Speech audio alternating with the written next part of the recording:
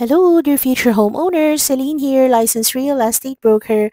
Join me as I show you the house construction update of my three clients who bought a Julieta unit. House number 1 natin, garage ceiling and ground floor tiles done na po tayo.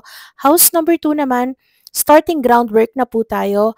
House number 3, almost 90% complete, so malapit na po kaming mag-punch list sa bahay ng aking Mandaluyong base client. On the second part of this video, I'll be showing you the Julieta model house since marami nagtatanong sa inyo anong itsura ni Julieta. So ayan po siya, sobrang ganda.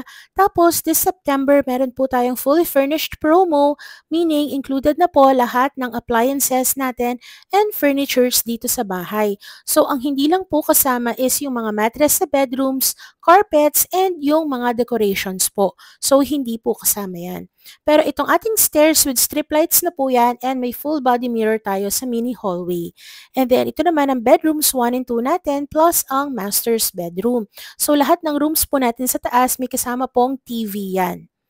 Okay, and curtains and blinds kasama na rin po siya. And ito yung bathroom natin. Pag na-turn over, minus the decors lang po. So if interested, just message us for a free site tripping schedule para makapag-reserve na rin po kayo kasi kokonti na lang po ang ating units in Madonna. And don't forget to follow us on our social media accounts. Have a nice city day!